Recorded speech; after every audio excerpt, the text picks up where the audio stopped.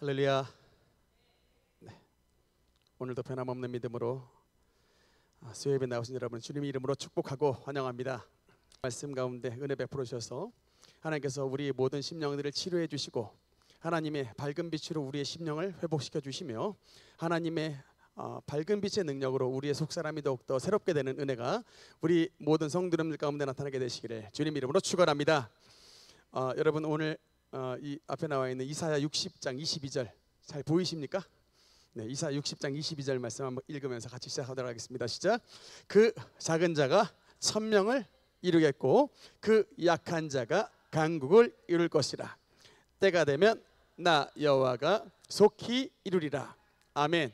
우리 권사님께서 오늘 기도하신 것처럼 하나님께서 그 작은 자가 천명을 이루고 그 약한 자가 강국을 이루는 우리 능력교회 비전이 우리 예배 시간 가운데 우리 여러분의 삶 가운데 우리 능력교회 가운데 성취되게 되시기를 주님 이름으로 축원합니다. 네, 우리 계속해서 구약 파노라마 말씀을 가지고 여러분과 함께 나누겠습니다. 오늘은 특별히 프린트문을 여러분께 나눠드렸는데 다 받으셨습니까? 네. 네. 이제 우리는 지금 네 번째 이제 정복 시대에 대해서 나누고 있는데 7가지 시대 또 시작하도록 하겠습니다. 7가지 시대, 구약의 7가지 시대. 첫 번째, 첫 번째 창조 시대. 두 번째, 세 번째. 두 번째까지는 잘 나오는데 세 번째가 항상 어렵죠. 광야 시대. 네 번째, 정복 시대. 다섯 번째, 여섯 번째, 왕정 시대. 일곱 번째. 화면 한번 없애주시고. 눈 감고 한번 해보겠습니다. 첫 번째 창조 시대, 두 번째, 세 번째 광야 시대, 네 번째 정복 시대, 다섯 번째 사사 시대, 여섯 번째 왕정 시대, 일곱 번째 포로 시대.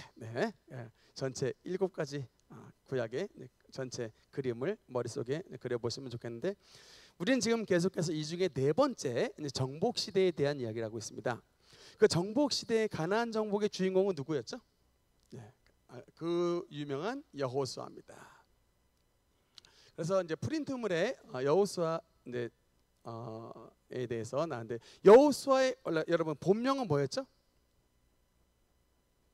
본명.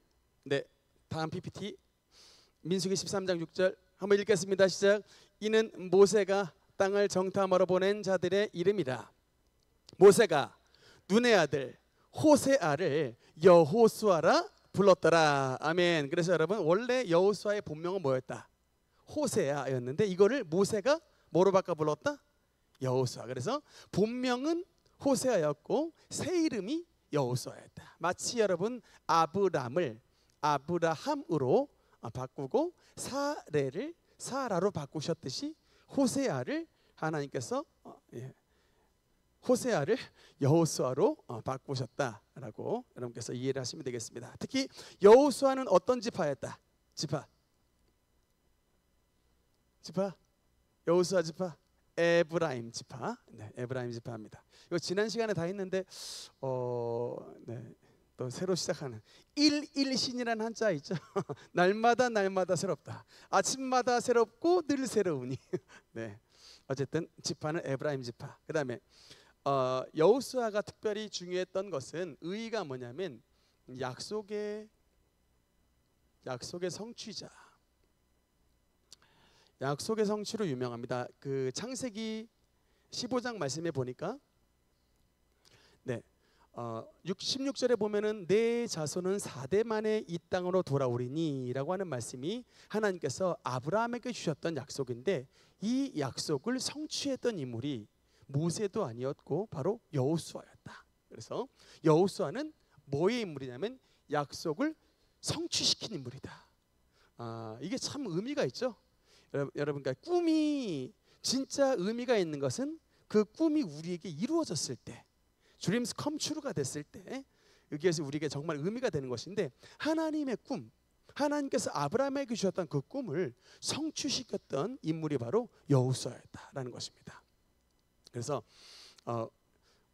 이렇게 의의가 있고요. 그 다음에 한 가지 더 보면 예표라고 써 있죠. 예표. 여러분 여호수아의 예표가 뭐냐면 바로 예수님의 예표적 인물입니다. 왜냐하면 여호수아라는 말은 히브리어예요. 구원자라는 뜻이고 예수라는 단어는 헬라어예요. 예수스라는 건데 이 둘 다 뜻이 바로 구원자라는 뜻입니다. 같은 의미예요. 히브리어로 여호수아가 헬라어로 예수예요. 똑같은 의미입니다. 그래서 예표라는 말은 뭐냐면 그림자라는 뜻인데 앞으로 오실 메시아 예수님이 마치 어떤 분이시냐를 여호수아를 통해서 보여주신다는 거예요. 두 가지 의미에서 같습니다. 두 가지 의미에서 예표인데 하나는 정복, 다른 하나는 분배의 의미인데 여호수아가 가나안 땅을 정복하고 가나안 땅의 12지파를 분배시켰던 것처럼 신약 시대에 오시는 예수님께서 우리의 원수인 마귀 사탄을 정복해 주시고 그 마귀 사탄을 정복하신 예수님께서 하늘나라를 우리에게 땅을 또 이 땅도 마찬가지입니다만 분배로 유업으로 나눠주실 것이다 라는 것입니다. 여러분 특히 이게 장로교회에서는 이런 말을 잘 안 하는데 여러분 천국은요 하늘나라에서만 분배받는 게 아니에요. 여러분 이게 뚫려야 되는데 이게 그래 전천년 이 설을 얘기를 안 하면 이 부분이 해결이 되지 않습니다. 천국은요 하늘나라에서만 받는 게 아니고 이 땅에서도 여러분 유업을 받는 거예요. 여러분 혹시 이제 나중에 제가 요한계시록 강의를 좀 뚫어드리겠는데 천년왕국 있죠? 천년왕국은 이것은 천국을 말씀하는 게 아니에요. 예수님께서 이 땅 가운데 지상에서 재림하시면 정복하신 예수님이 이 땅에서 왕으로 다스리시고 이 땅에 있는 모든 원수를 섬멸하신 다음에 섬멸하신 이 땅을 주님께서 주님의 백성들에게 나눠주시는 거예요. 여러분 문화 비유죠. 문화 10골 다스리는 권세를 주겠다. 그 문화 비유 그게 바로 이 땅에서 하나님께서 주님 앞에 충성된 주님의 사람들에게 고를 다스리는 권한을 주시는 겁니다. 그게 바로 왕노릇이라는 거. 왕노릇. 근데 이 장로교에서는 무천년설을 말해버립니다. 그러니까 이 천년왕국에 대한 이런 것들에 대한 성경이 해결이 안 되는 거예요. 해결이. 그냥 천국은 하늘나라에서만 가서 그냥 얻는 곳으로 하는 겁니다. 그렇지 않아요. 예수님께서 이 땅 가운데 오셔서 재림하신 다음 지상에서 강림하신 다음에 이 땅에 남아있는 모든 원수를 섬멸해 버리십니다.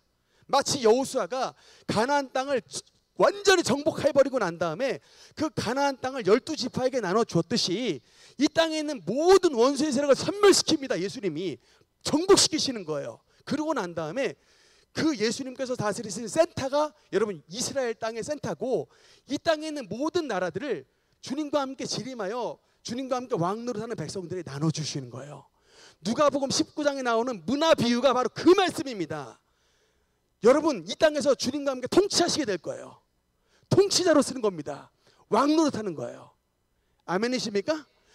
그러고 난 다음에 주님께서 그 천년왕국을 지나고 난 다음에 새하늘과 새 땅의 신천 신지 하나님이 마련해 놓으신 새하늘과 새 땅으로 가는 것이지만 반드시 이 과정을 거친다. 이 과정을 이 땅에서 주님께서 주님의 백성들에게 땅을 나눠주시는 것입니다. 그래서 여러분 전도 많이 하시는 영혼을 위해서 열매를 많이 맺으시는 분일수록 생명의 면류관을 받아 쓰시는 분일수록 하나님의 문화를 많이 받으시는 것입니다. 장래에 하나님께서 통치권을 주시는 것입니다. 아멘입니까? 그러니까 참 이런 그래서 여러분 어쨌든 주님께서 마지막 말세 때에 재림하셔가지고 이 땅을 정복하시고 원수들을 정복하시고 난 다음에 하나님의 백성들에게 분배를 해주시는 거예요. 유업으로 나눠주시는 것입니다. 이것을 이 예표로 보였던 사람이 바로 여호수아라고 여러분께서 이해를 해주시면 되겠습니다. 그 다음에 다음 보면 여호수아의 특히 이제 세 가지 여호수아 구조를 잠깐 보면요. 여호수아는 총 몇 장까지 이루어졌을까요? 여호수아는 총 24장으로 이루어졌습니다. 세 부분으로 나눌 수 있습니다. 1번, 2번, 3번. 아까 말씀드렸다시피 첫 번째는 정복 파트입니다. 외적들이 지금 가나안 칠족 속에 있잖아요. 어떻게 나눠줍니까? 정복을 해야 나눠주죠. 그래서 첫 번째 파트는 정복, 두 번째 파트는 그 정복한 땅을 분배해 줍니다. 분배. 세 번째 파트는 이제 마지막 고별 설교입니다. 근데 이렇게 보시면 되는데, 정복은 1장부터 12장까지, 분배는 13장서부터 22장까지, 마지막 고별 설교는 2장에 걸쳐서 23만 24장까지 이렇게 구조인데, 여러분 이 세 가지의 파트 가운데 1번, 2번, 3번 가운데 어디가 가장 치열하겠습니까? 어디가 가장 어려운 파트겠어요? 1번 파트가, 이게 정복 파트가 어렵겠죠. 선물 받는 거야 뭐 어렵습니까? 땅 나눠주는 거야 뭐가 어렵습니까? 여러분 자식들한테 유산을 주려면 그 유산을 주는 게 어려워요? 유산을 만드는 게 어려워요? 당연히 유산을 만드는 게 어렵죠. 주는 거야 그러면 자식들이 그냥 손만 벌리면 받는 거지 뭐 그게 뭐가 어렵습니까? 분배는 쉬워요. 그러니까 성경에 별로 얘기가 안 나와. 그냥 주면 되지. 그러니까 뭐가 어렵냐? 부모님이 자식들에게 유산을 주기 위해서는 열심히 땀 흘려가지고 돈 벌어서 이렇게 뭔가를 땅덩이도 만들고 직장생활에서 뭔가 재산도 모으고 통장에다 열심히 차곡차곡해서 저축하고 이런 모든 과정들이 매우 어렵습니다. 그게 바로 말하자면 정복의 과정인 거예요. 없던 것에서 만들어내야 되니까. 그래서 성경에서는 이 정복에 대한 스토리를 굉장히 많이 말씀을 하고 있습니다. 그래서 여호수아의 우리가 알고 있는 주된 메인 파트가 이 파트예요. 이게 정복의 이야기인데, 근데 오늘은 이제 하여튼 시간 되는 대로 이걸 다 끝내버릴 계획입니다. 지난 시간에 많이 했기 때문에. 그래서 여러분 이제 정복 1번 큰 1번이에요. 큰 1번 정복. 큰 1번 이제 정복의 내 이야기인데 12장에 걸쳐서 말씀을 합니다만, 이건 일단 1장부터 2장, 3에서 4장, 5장 이 파트가 여러분 이게 굉장히 중요한 첫 번째 단계예요. 1단계. 이게 뭐냐면 준비 단계입니다. 여러분 제가 이걸 보고서 다시 한번 깜짝 놀랐습니다. 여러분 이게 선교를 나가도요, 희한하게 선교를 나가도 이런 여호수아의 어떤 관점으로 하나님이 성경을 통해서 주신 통찰력을 가지고 성경을 나가면 쉽사리 나가질 못해요. 왜냐? 여러분 이게 정복에 대한 이야기가 1장부터 12장까지 있는데, 그 중에서 무려 거의 절반에 해당된 5장까지 이야기가 준비 이야기예요. 그러니까 정복의 절반이 준비예요. 준비를 제대로, 영적 준비를 제대로 하고 나가야 전쟁에 승리하는데, 우리 사실 선교 나갈 때 준비를 안 해요. 대부분 요새 선교 나가는 거 보면 비전 트립이라 해서 이게 여행 반 선교 반이에요. 안타까워요. 성경에서 말하는 게 여러분 정복이 그렇게 간단한 일이 아니에요. 12장에 걸친 정복의 이야기가 1장부터 5장까지 준비 이야기예요. 이건 다 하나님이, 사실 만약에 준비가 간단한 일이었으면 1장으로 끝났겠죠. 대강 준비하고 2장부터 정복 이렇게 되는데, 여러분 선교도 마찬가지라니까요. 선교가 여러분 마치 여호수아가 가나안 땅을 정복해 들어갔듯이 엄청나게 많은 영적으로 준비를 하고 들어가야 되는데, 사실 그래서 오늘날의 선교 역사에 승전고가 울리는 게 별로 없어요. 그만큼 성경적으로 준비를 못하고 있기 때문에 그렇다는 거예요. 그래서 여러분 진짜 이것을 통해서 우리가 확실하게 알아야 되는데, 1장을 통해서 하나님께서 말씀하신 건 뭐냐면 1장은 하나님의 명령이에요. 하나님의 음성을 받는 겁니다. 여호수아가 하나님의 음성을 들었더라. 여러분 선교 나가시는 선교사님들 가운데 안타깝게도 하나님과의 음성도 제대로 듣지 못하고 하나님 앞에 응답도 받지 못하고 자기 생각과 자기 계획대로 나가는 분이 많아요. 여호수아 1장의 오픈은 하나님이 여호수아에게 말씀하시는 응답부터 시작합니다. 나의 종 모세가 죽었으니 너는 이제 일어나 이 땅 요단을 건너가라. 라고 응답을 받는 것에서부터 시작하는 거예요. 근데 선교를 보면 음성도 듣지 못하고 응답도 깨닫지 못하고 자기 생각과 자기 계획과 자기 어학연수 가지고 출발해서 자기 성경 공부로 출발하는 사람이 많다니까요. 그게 1장부터 막히는 거야. 1장에서 여호수아는 하나님의 음성을 듣고요, 주님의 명령을 받습니다. 어떻게 하라? 강하고 담대하라. 나의 종 모세가 준 율법을 지켜라. 그리고 너에게 준 영토는 유브라데 강에서부터 애국방까지 이 영토가 될 것이다. 하나님의 비전을 주시는 거예요. 음성을 들어야 비전을 받죠. 음성을 들어야 주님의 전략을 받죠. 음성을 들어야 하나님의 계획을 받죠. 근데 자기 생각과 자기 계획 가지고 출발하는 겁니다. 그러니까 정복 전쟁이 아니라 뭐냐, 그냥 뒷짐지고 여행 갔다가 오는 거예요. 이게 비전 트립이래요. 그러니 제가 예전에 경험도, 제가 직접 경험한 간접 경험에 한 번 잘못 선교 갔다가 청년들 아주 그냥 와해가 됐다니까요. 제가 군대 있을 때 돌이켜보면 아주 그냥 무서운 일이에요. 그러니까 이게 전략을 아주 잘 세워야 됩니다. 어쨌든 1장에 하나님의 명령을 받는 것에서부터 이제 정복에 대한 준비가 시작이 되고, 2장은 여리고 정탐, 여리고 성을 정탐하는, 하나님께서 다른 곳이 아니라 여리고 성으로부터 들어갈 것이다 라고 말씀. 제가 지난번 이유 말씀드렸죠. 이 전체 이스라엘 길게 생긴 땅 가운데 하나님의 저 지도가 나오는데 여리고 성의 위치가 딱 정중앙이에요. 하나님께서 저 정중앙, 가장 센 자리였던 정중앙을 먼저 터뜨리게 하셨다. 왜냐? 북부와 남부의 연합을 막고 가운데를 팍 격파해가지고 두 동강 내버리는 거예요. 하나님의 역사가 잔챙이를 치는 게 아니라 첫 판부터 한가운데를 팍 쳐서 가운데를 폭파시켜서 아예 다 산산조각을 내트리는 것이 하나님의 정복의 역사였다. 하나님은 센터로 들어가는 거예요. 센터로. 마귀도요, 그래서 여러분 센터를 공격해요. 마귀도 항상 교회의 중심과 센터를 공격합니다. 목사님들, 장로님들, 제일 중요한 사람들 항상 먼저 공격 들어와요. 왜? 잔챙이들 맨놈 끝에 사람들 건드려봐야 교회는 까딱 없어요. 근데 목사님들, 장로님들 센터 가운데 빡 치면요, 교회는 그냥 두동강 나버리거든요. 그러니까 이게 하나님도 그렇게 하시지만 마귀도 그렇게 공격 들어온다고요. 그래서 항상 교회는 센터를 먼저 보호해야 돼요.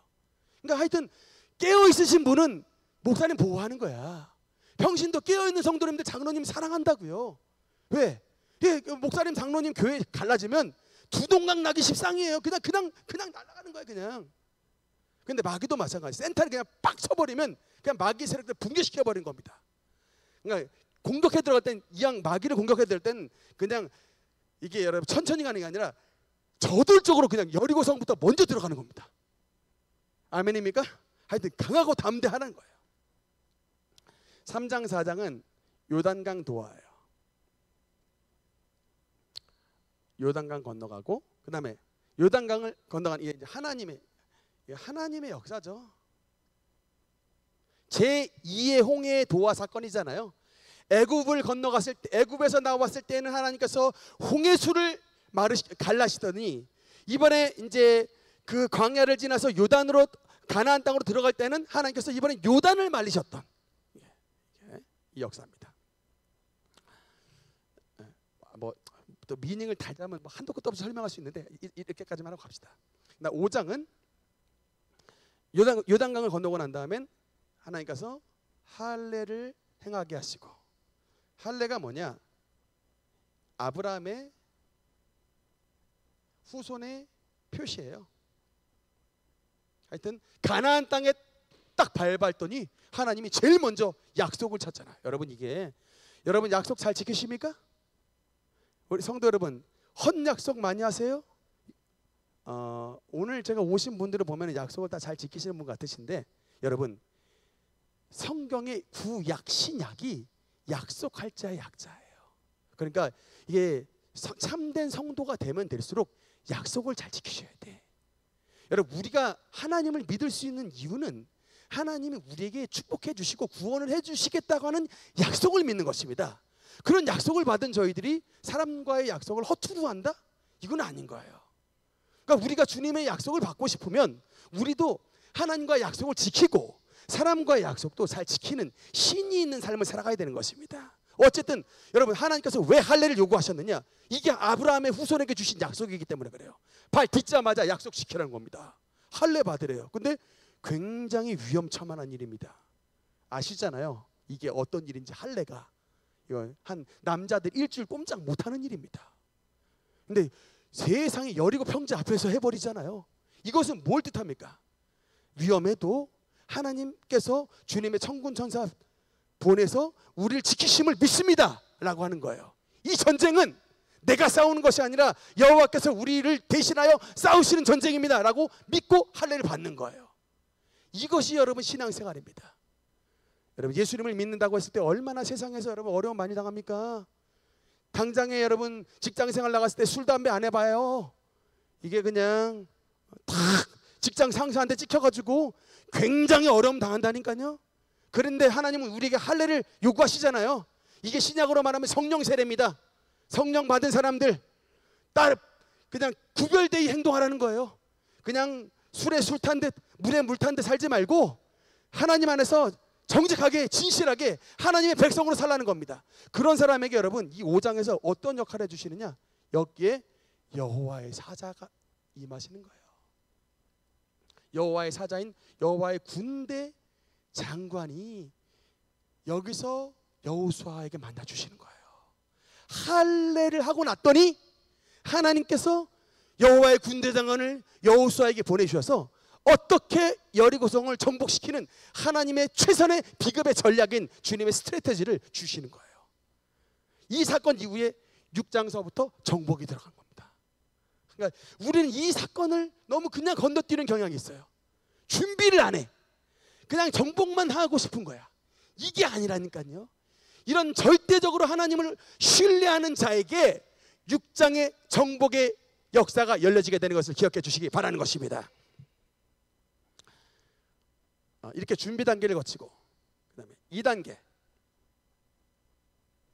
6장 7장 뭐 다 네, 간단한 말씀입니다. 네, 그래서 6장 7장 8장 2단계인데 6장은 잘 아시다시피 여리고 정복입니다. 여리고 정복하고 난 다음에 안타깝게도 7장에 뭐가 나타나요? 아이성 정복 하면 좋은데 아이성 정복 실패해요. 이유는 아이성 왜 정복 실패했어요? 아간의 범죄 때문입니다. 아간이 여리고성 정복했을 때에 반드시 하나님께 바치라고 했던 물건들을 훔쳐가지고 몰래 착복했는데 그 죄가 하나님 앞에 드러나 버려서 결국에는 이 죄로 말미암아 전체 이스라엘 백성들이 실패를 하게 됐다. 여러분, 이것도 참 주시는 것이 많아요. 우리가 순간순간 죄를 짓지만 한 명의 실패가 한 명의 죄가 한 명의 실패와 한 명의 죄로 끝나지 않고 한 명의 실패와 한 명의 죄가 전체 공동체의 죄와 실패로 끝나는 일이 많더라는 거예요. 아간의 실패와 아간의 죄는 아간의 실패와 죄로 끝나는 게 아니라 이스라엘 전체의 아이성 전투의 실패로 됐다는 겁니다. 이렇게 36명이 죽어요. 36명이 전사합니다. 어쨌든 이렇게 대실패를 경험하고 난 다음 여호수아가 주님 앞에 기도하여 하나님 응답받았을 때에 아간을 처단하여 하나님께서 너와 함께 하시겠다. 그래서 아간이 죽은 골짜기의 이름이 뭡니까? 그 유명한 아골골짝 빈들에도 복음 들고 가오리다. 그 아골골짝 빈들이 이 아간을 쳐 죽인 골짜기의 이름이 아골골짜기예요. 어쨌든 그래서 아골골짜기의 상징은 뭐냐면 우리의 모든 죄를 쳐 죽이는 장소예요. 우리의 탐심을 쳐 죽이고 우리의 모든 죄성을 쳐 죽이고 우리의 모든 악한 것을 쳐 죽이는 아골골짜기의 상징, 우리의 모든 죄를 돌로 쳐서 죽이겠습니다 라고 하는 결단인 거예요. 그러니까 우리가 어떻게 또 아이성 전쟁에서 승리하느냐? 우리 속에 있는 여러분 모든 탐심과 모든 정욕과 악한 근성들을 돌로 쳐 죽이듯이 우리 땅에 있는 지체를 십자가에 못 박는 이런 영적인 결단, 그것이 바로 아골 골짜기인 겁니다.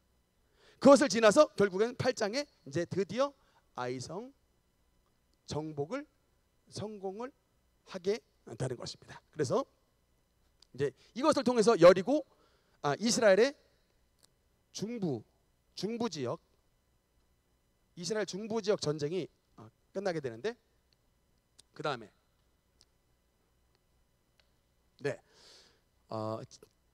그다음 남부인데 잠깐 그림을 잠깐 볼까요?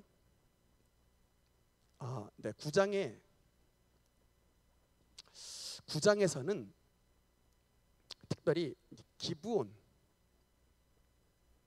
기브온이라는 거민, 여러분 한 번만 따라해 주십시오. 기브온 300용사 기드온이 아니고 이건 좀 다른 이름이에요. 기브온이에요. 이 이름을 좀 알아주셔야 돼요. 여러분 이 기브온이라는 이름을 알아야 나중에 저 뒤에 갔을 때 사울 왕의 범죄와 다윗 시대의 기근이 왜 일어났는지에 대한 이야기가 또 풀려요. 이 족속과 관련된 이야기입니다. 근데 이 기브온 족속이 지난번에 말씀드렸지만 트릭을 썼어요. 왜냐하면 가나안 7족속이 지금 다 죽게 생겼거든요. 그러니까 이 족속이 그냥 멀리 사는 지역인 척 해가지고 여호수아에게 와가지고, 여호수아 지도자시여, 우리가 멀리서 온 백성인데 당신을 찾으러 올 때 떡도 멸종했고 옷도 이렇게 다 좋은 옷 입고 왔는데 지금 보니까 떡도 다 곰팡이 폈고 옷도 다 찢어졌고 신발도 다 헤어졌습니다. 우리 멀리서 온 족속인데 당신하고 화친 좀 맺고 싶습니다. 우리는 당신의 종이 될 터이니 우리의 목숨만 좀 살려주옵소서라고 말했는데, 여호수아가 좀 정이 있었던 사람인 것 같습니다. 하나님께 기도를 안 했어요. 그냥 정에 이끌려가지고 그래 뭐 종이 되겠다는데 또 뭐 우리가 당신의 생명 좀 보호해 주는 거 뭐가 문제겠느냐고 그냥 덜컥 약속을 맺어버렸는데, 알고 보니까 가나안 7족속 희위 족속 중에 하나였던 7족속이었던 거예요. 근데 어떡합니까? 여러분 이게 하나님 이름으로 한번 맹세해버린 이상 이것은 끝이에요. 절대로 되돌릴 수가 없습니다. 근데 이거 되돌리려고 했던 인간이 사울 왕이에요. 나중에 이 기브온을 죽여요. 그랬다가 사울 족속들 자식들 10명 다 죽어나갑니다. 그리고 기근이 끝나는. 근데 그 스토리가 사무엘하 22장에 나오는 이야기예요. 어쨌든 이 기브온 족속과 맺은 언약 때문에 10장에서 어떤 사건이 일어나냐면, 기브온 화친 조약을 맺었다는 것 때문에, 야 이놈이 우리를 배신 때렸다. 야 기브온 이놈이 우리를 배신 때리고 이스라엘과 붙었다. 야 우리 뭉치자. 그래가지고 누가 뭉쳤냐면 왕들인데 유명한 성읍 있죠. 예루살렘, 도시 왕들이에요. 예루살렘, 또 헤브론, 또 뭐 라기스, 또 에그론, 이런 5개의 나라의 왕들이, 그러니까 5개국이에요. 5개국 나라가 연합해가지고 기브온을 치러 전쟁 와요. 기브온을 치겠다고 지금 이제 전쟁이 오는데, 기브온이 SOS를 날립니다.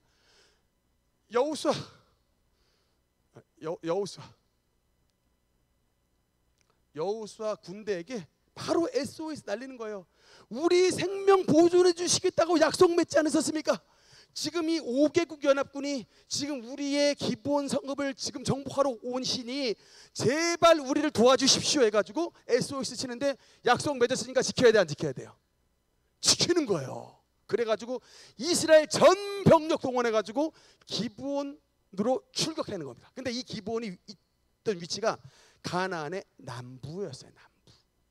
남부 쪽이었어요. 그래서 기브온과 이스라엘 연합군과 이렇게 예루살렘, 헤브론, 라기스, 에그론, 드빌, 이 5개의 연합군과 전쟁이 벌어졌는데 어느 쪽이 이겼겠습니까?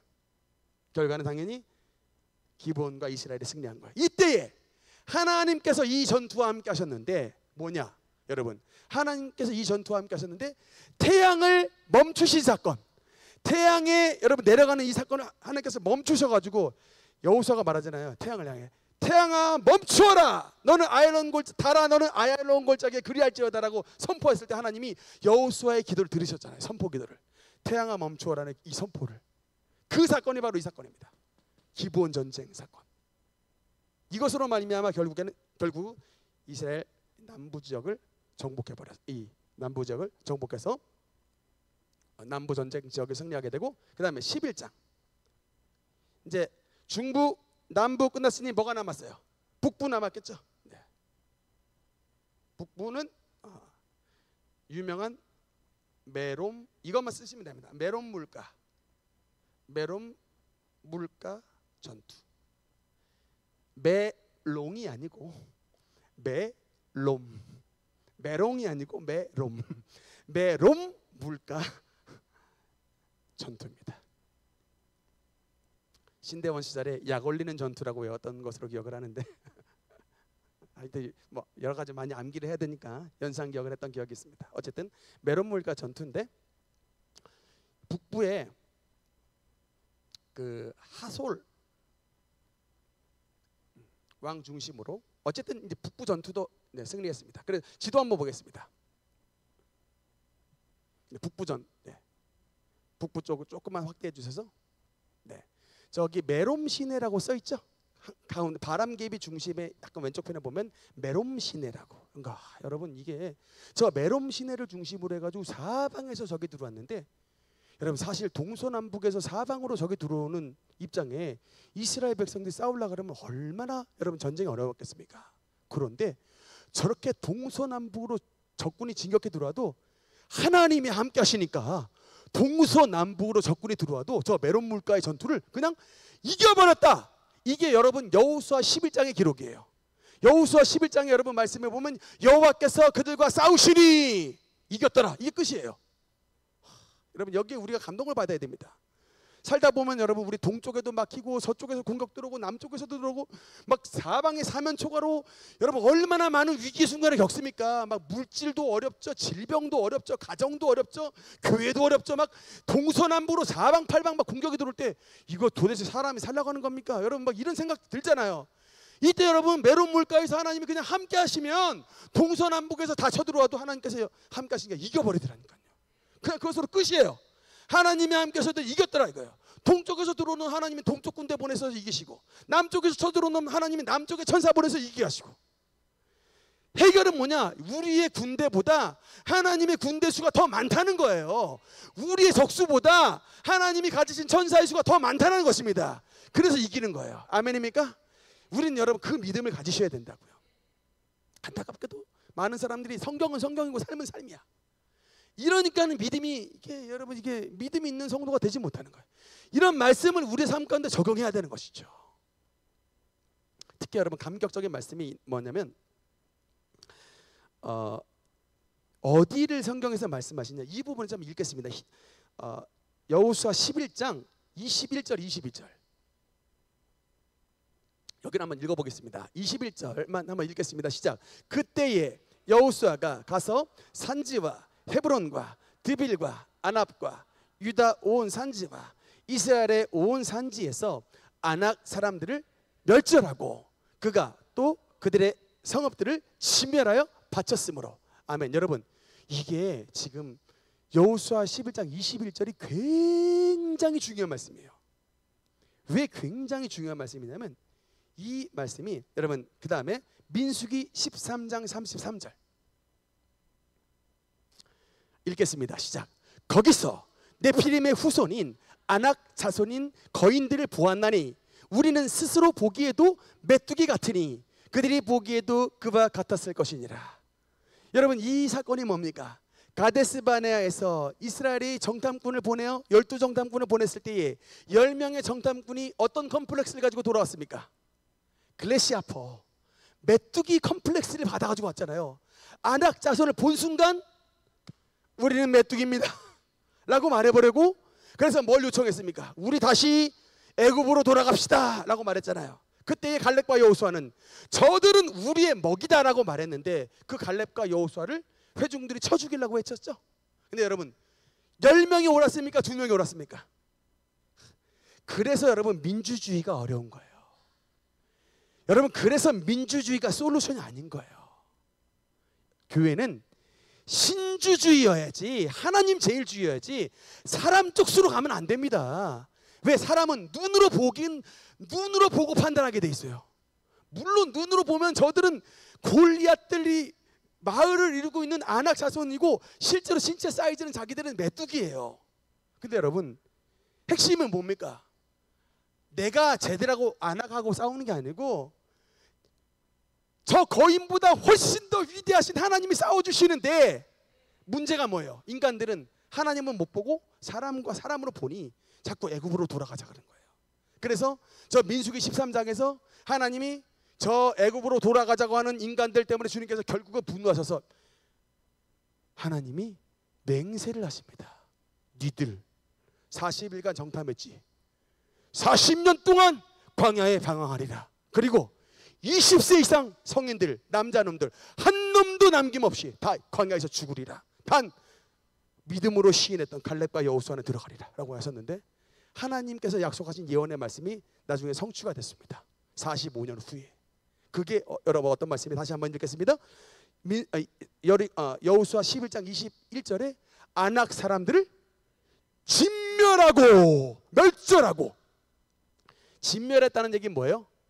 그냥 죽인 게 아니고 자취를 아예 없애버렸다는 얘기예요.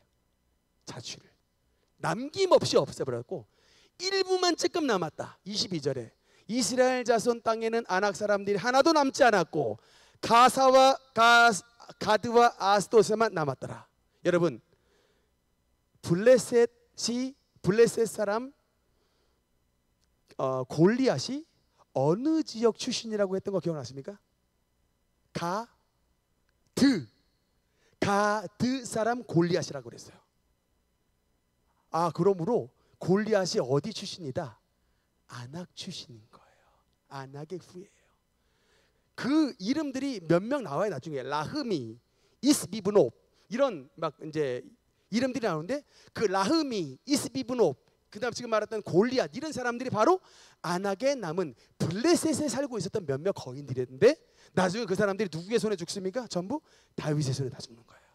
그래서 거인들은 끝납니다. 그렇게 역사 끝나는 거예요. 거인의 역사는 사라져버리는 거예요.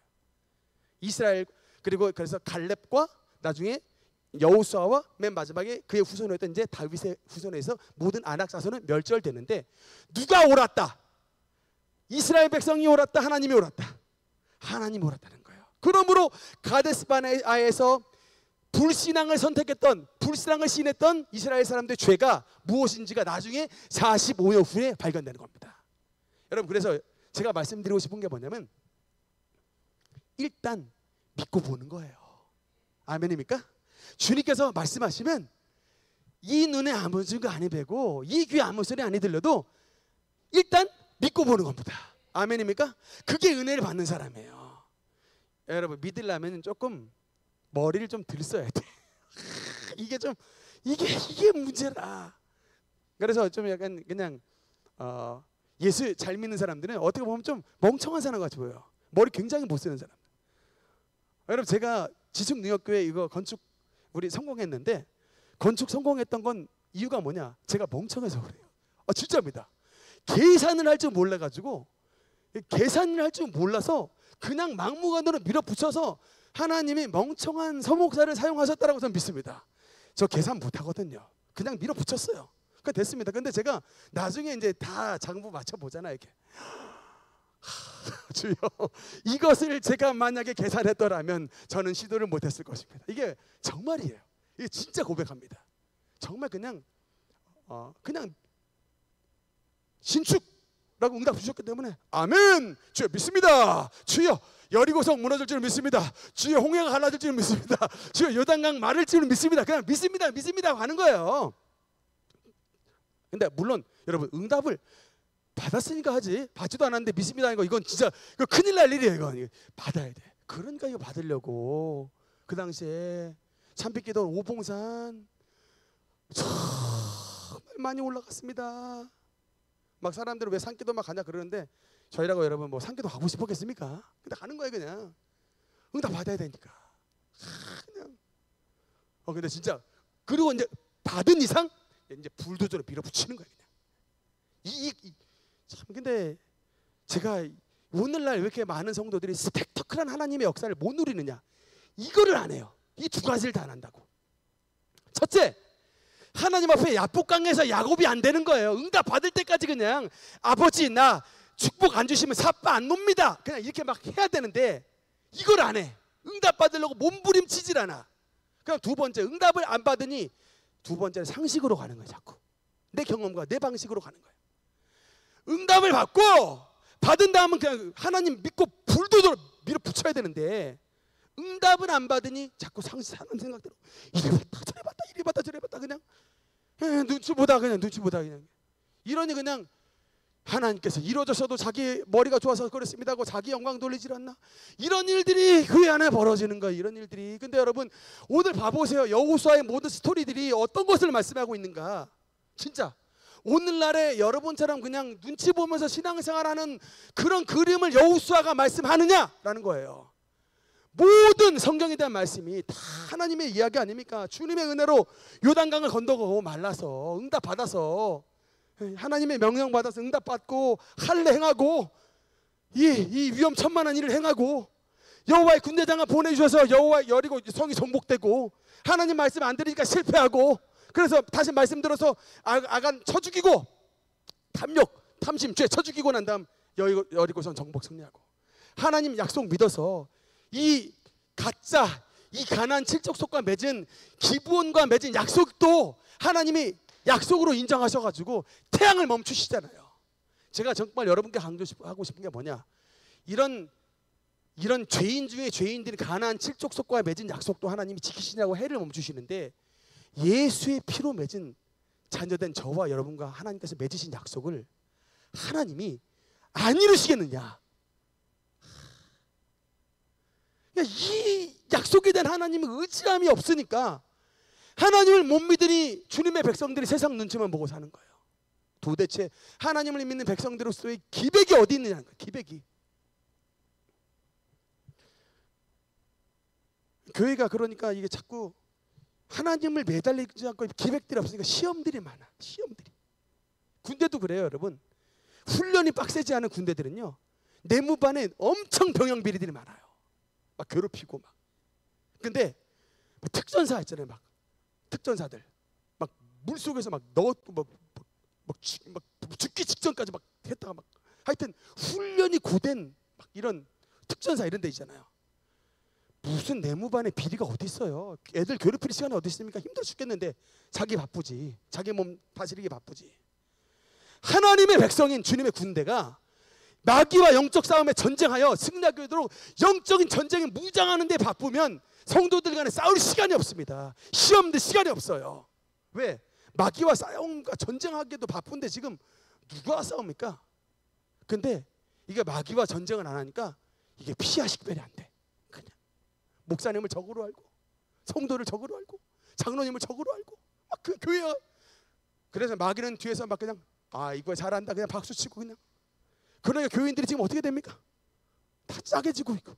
그렇게 은혜로 시작했던 교회들이 다 불안나가지고 다 싸우고 있어요. 세상에 우리 언젠가 방송국에서 왔어요. 노회에서. 제 얼굴이 다 빨갰습니다. 이건 비추시면 안 돼. 내가 진짜 그 방송국 카메라를 근데 바깥에 막 내가 권한만 있었다면 몰아내고 싶었대. 이런 모습을 비추어주고 싶지 않아. 근데 그게 현실이에요. 교회에서는 목사님 장로님인데 노예에서 와가지고 그냥 하여튼 제가 이거 뭐 누구 탓하려고 하는 게 아니라 우리 모두가 말씀을 여호수아 말씀을 보고 정말 좀 우리 모두가 반성해야 돼요. 우리의 주적은 가나안 칠족속 원수 마귀입니다. 우리의 주적이 절대 우리들끼리 싸워서는 안 되는 거예요. 여러분. 그래서 정말 이게 영적인 싸움을 싸워 나가는 사람에게 13장서부터 나오는 이제 13장서부터 22장까지 나오는 하나님의 분배, 주님의 유산을 나눠주는 자식들에게 주는 주님의 분배의 축복이 나타나게 되는 것입니다. 그러니까 우리가 하나님의 어떤 병고침의 축복, 뭐 사업 잘됨의 축복, 또 자녀 잘됨의 축복, 또 여러 가지 그야말로 하나님의 은혜는 이런 모든 정복을 하나님의 뜻 가운데 열심히 완수하는 그런 교회와 그런 성도들에게 열려지는 축복이지, 이런 정복을 힘쓰지 않는 자들에게는 이런 유산 분배와 유업의 역사가 나타나지 않는 거예요. 분배는 13장부터입니다. 분배는 13장부터예요. 1장부터 12장은 정복입니다. 정복을 마무리 져야 분배와 하나님의 유산을 주는, 자녀이면 상속자 곧 하나님의 상속자요 그리스도와 함께한 상속자니 상속자가 되는 유산은 13장서부터 주님과 함께 십자가 군기를 들고 나가 예수의 보혈과 성령의 능력으로 악한 마귀 원수들과 함께 싸워 승리하는 자들에게 하나님께서 땅을 유업으로 받는 상속자의 은혜를 베풀어 주시는 것입니다. 결론의 말씀. 일단 이 분배 그림만 보고 조금만 확대 조금만 해보. 저 그림입니다. 여러분, 아니야. 아까 조금 이스라엘 12지파 이름이 다 들어가 있죠. 여러분, 원래 저 땅의 이름은, 저 곳의 이름은 가나안 7족속, 가나안 족속, 헷 족속, 아모리 족속, 브리스 족속, 히 족속, 여부스 족속의 이름으로 되어 있었던 곳입니다. 그런데 그 가나안 7족속의 이름으로 되어 있던 땅을 여호수아가 주님의 군대와 함께 들어가 7년간의 정복 전쟁을 통해서 다 원수들을 몰아내고 그 전체 땅을 하나님의 백성들에게 땅을 나누어줘서 이제는 유다 땅, 이제는 에브라임 땅, 이제는 므낫세 땅, 이제는 여러분 아셀, 납달리, 이런 하나님의 12지파의 이름이 그 땅에 들어가게 됐던 분배의 축복의 역사가 나타나게 되었다는 것입니다. 여러분, 정말 그래서 제가 이 여호수아서를 보면서 참 은혜를 많이 받아요. 우리가 주님의 이제 다음 시간에는 이제 앞에 파트는 이제 이것으로 마무리하고, 다음 시간은 또 분배, 이 12지파 땅을 나눠 주신 이 분배에 담겨져 있는 조금 성경적인 의미에 대해서 여러분과 좀 나눌 건데, 어쨌든 여러분, 이 우리가 분배의 유산의 축복을 받아 누리기 전에 반드시 함께 예수 그리스도의 십자가의 보혈로서 이 땅을 정복해 나가는 그런 사람에게, 정복의 역사를 거치는 사람에게 분배 축복을 주신다는 것을 여러분께서 반드시 기억하시고 주님의 십자가의 능력으로 모든 악한 원수를 정복하시는 우리 모든 성도가 되시기를 주님 이름으로 축원합니다. 기도하시겠습니다.